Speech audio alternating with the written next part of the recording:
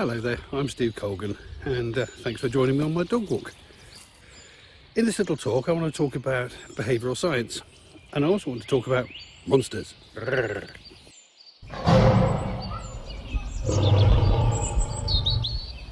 So you won't know me, and there's no reason why you should, but I've had a bit of a strange career. I was a police officer for 30 years, although I spent a third of that working at Scotland Yard's innovative problem solving unit, looking at bringing problem solving techniques and behavioural insights, used to be called behavioural economics, into the area of preventing crime.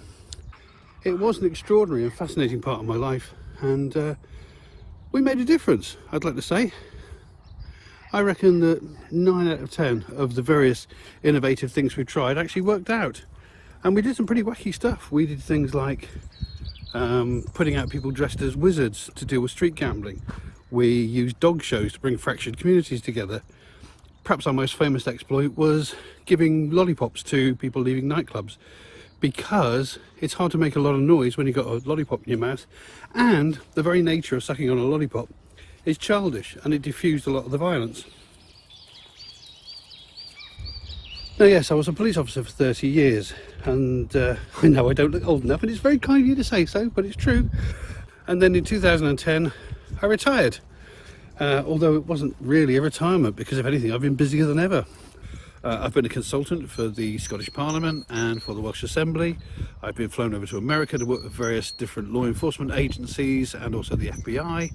I've been flown out to Kuala Lumpur to speak to an international symposium of insurance agents. I've been to Berlin to talk about internet security, everything on the theme of prevention, of course, and using problem solving and behavioural insights to stop problems from occurring in the first place. It's been a fascinating 11 years so far.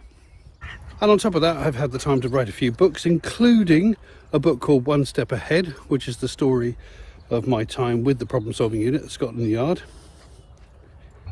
I've also worked in TV and radio. I was one of the primary writers of the BBC TV show QI for 8-9 years.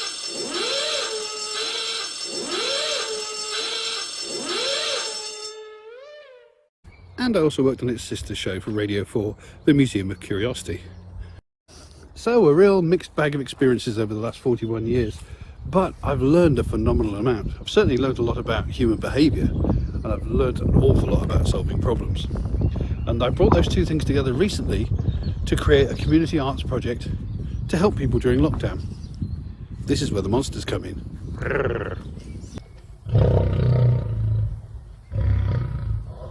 As the dreaded year 2020 segued into 2021 and the announcement came that we were all going back into lockdown, I kept hearing a lot of people saying that it was going to be very bad for their mental health, for their whole family, particularly for the children. Schools were going to shut, and all the children's regular activities were going to be closed down. They couldn't even go and visit their friends. And because of the restrictions on travel, it's not like the parents could actually take them anywhere either, even if anywhere was open. You have to pardon me puffing, by the way. There's a bit of a hill. I am on the Chilterns here. Now, we're very lucky in this part of Buckinghamshire that we've actually got some really lovely countryside around us. There's not a lot else, and kids want a little bit more stimulus than just going for a walk through a wood. Boring. So I began to wonder whether I could create something locally that would answer some of those needs. So I approached the problem the same way as I approach any problem, by running through a process in my head. And that process has got 5 stages. I call it DRARE. Yeah, I know it's not the most memorable of names, but I wasn't willing to sacrifice clarity for the sake of having a sexy acronym like Saxon, Prism, or Ajax, Thrust, or something like that. So DRARE it is, D-R-A-R-E. It stands for Demand, Research, Analysis, Response, Evaluation. The first stage is demand, and as you can probably guess from the title, it's all about what people want. Now, it's important to stress here that what people want isn't always what they need. For example, if you ask a lot of people what they want from their police, a lot of them will say, well, we want them to catch bad guys. But that isn't what they want at all. What they actually mean is they don't want to be the victims of crime. Now, the problem with that is, of course, that you can't arrest people for being bad guys until they've been bad guys. You've got to wait till the crime's happened. So arresting bad guys isn't really what you want. What you want is to stop the bad guys from being bad guys. People think catching bad guys is a badge of success. It's not, it's exactly the opposite. It's a badge of failure, because it means you've failed to stop a crime from happening. And because there's this idea that the more arrests a police service makes, the better the police service is, we've ended up in a ridiculous situation where in order to prove that they're good at their job, police officers have to rely on criminals being good at their job, because they can't arrest them until they've actually done the crime. It's madness. So as I said, demand isn't necessarily what people want, it's really what they need. And the way you find that out is by doing your research. So I did my research. I knew from asking questions that parents wanted something that was either free or cheap. I knew they wanted something that got their kids outside in the fresh air and off their screens. A bonus would be some kind of project that all the family could get involved in and not just the kids, so it became a family experience rather than just something you gave the kids to do. And there needed to be a kind of sense of excitement about it as well, you know, something that would actually make them want to get involved. I looked at lots of different kinds of treasure trails and things like this that people have done around the countries, and I found things like painted pebbles, or making fairy doors to go onto trees, or building scarecrows. And they're all fine and good, but they weren't quite what I wanted, because I wanted this to be completely inclusive. I wanted it to be something that any child could take part in, regardless of their artistic ability, regardless of their age, regardless of what facilities they have at home, because a lot of families either don't have the money or just simply don't have art materials at home. So I did all my research, gathered together my information, and then I did the analysis. So, analysis. Analysis means making sense of what you found. And I found out all sorts of really interesting information. And what it made me decide was that my best option was going to be to do something with monsters. Because monsters are very inclusive. First of all, there's no gender bias. Boys and girls both like creating monsters. Secondly, you can make a monster from anything. You don't need expensive art materials. It's also something that can be done by children with any level of artistic ability, or indeed children with disabilities. Because the great thing about a monster is that no one can tell you it's wrong. Even if all you do is stick a couple of googly eyes on a milk bottle, you've made a monster. As long as that child believes it's a monster, that's all that matters. So here's what I did. What I did was I made 6 monsters out of junk. Either stuff that was in the recycling or stuff I found in the garden, like twigs or flints. We've got a lot of flints around here. And then I found a little wooded trail in fields not far from where I live, where people quite often go out dog walking or walking with the kids. And I planted the monsters there, and I just left them. I didn't say a word, didn't say anything, because I knew as soon as they'd been discovered, a little bit of a buzz would start on the local social media groups, and sure enough they did. Pretty soon, speculation was raging about where the monsters had come from and who had made them. So I then created a spoof email address and sent the story to the local newspaper, and they ran it in their online edition. Stealth marketing. Anyway, the speculation reached a kind of peak when the story started dominating my local Facebook group. So at this point, I added a comment saying, "Hey kids, what you should do is make your own monsters and add them to the trail, ha ha ha."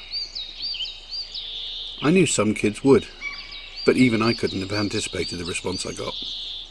Within less than 2 weeks, my 6 monsters had been joined by 101 other monsters. It was amazing, and that little wooded trail was constantly buzzing with laughter and kids screaming, "I found another one, I found another one." It made me very happy. But unfortunately, the monster trail became the victim of its own success. The number of people visiting the trail was growing every day, and there were stories of overcrowding and people not socially distancing as they should do. We also heard stories of people travelling from other towns, which they weren't supposed to do. And to make matters even more complex, the weather had taken a turn for the worse. The increased footfall had turned the place into a quagmire, and people were straying off the path to avoid the mud and into areas where wildflowers were meant to be coming up in the spring. And some of these bluebell trails are over 1,000 years old.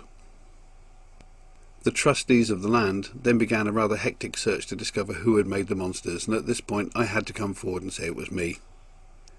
And after some discussion, for all the right reasons, I was asked to close the trail down. So it was with a heavy heart I asked children to come and collect their monsters and take them home. Now you could see this as a failure, but the thing about problem solving, and in particular the Dreher model that I use, is it's cyclic, it's iterative. If at any point you find that things aren't working, you can go back a stage and rethink things. So I went back and looked at my demand and my research and my analysis and realised that things hadn't really changed. People didn't want to make monsters at home. They wanted somewhere to go to. They wanted a specific place to visit. They wanted to get out of the house. So I created a Facebook group specifically for the monsters and asked people, do you want me to find a new location? 600 families joined in 48 hours, which was a pretty resounding yes. So I started looking around for somewhere suitable, and to my utter joy, a local farm just a stone's throw away from where the trail was offered a space. It was a bigger space than we already had, and it had potential to expand. So we spent a week clearing the site, making it child safe, and then we moved in. And as the space was a little bit more open plan than the old trailer begin, we relabelled it the Monster Zoo and opened to the public at the beginning of March. It's now just over a month since the Monster Zoo opened, and it's been going great guns. We're getting about 300, 400 people going through each weekend.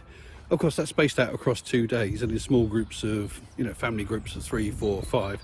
So there's never any problem with overcrowding. But my goodness, it's been a success. So, evaluation. There's 2 parts to this. There's an impact assessment where you look at what difference you made.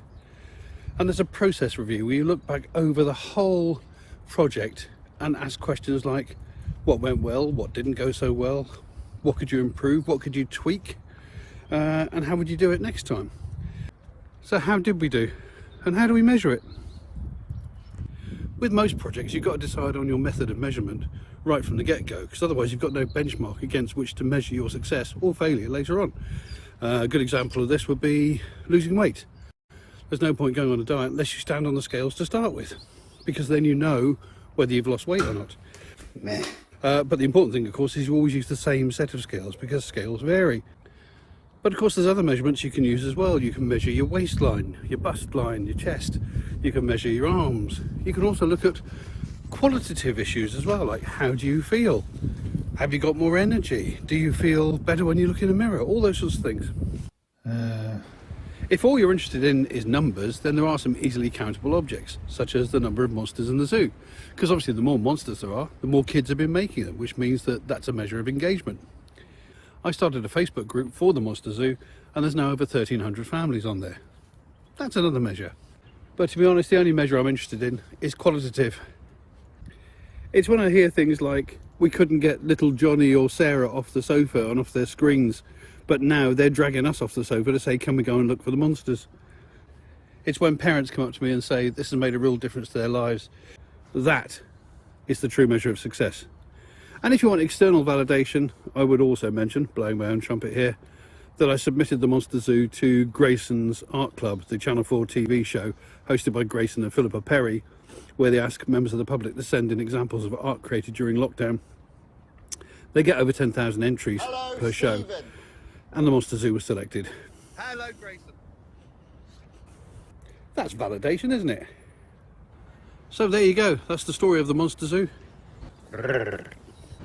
It's a story of how you can get community buy-in on a project by using a bit of behavioural science, a bit of clever stealth marketing, and understanding your audience. And how I went about it using exactly the same problem-solving process that I'd used to deal with crime, disorder, other issues of public nuisance. It's a model that's very easy to use. It's a model that anyone can use in any area of life. And I hope it's been of some help to you. So it's goodbye from Mr. Harris the Pug. And it's goodbye from Teddy the Yorkshire Terrier. And it's goodbye from me. Stay safe. Bye-bye. I'll leave you now with a visit to the Monster Zoo.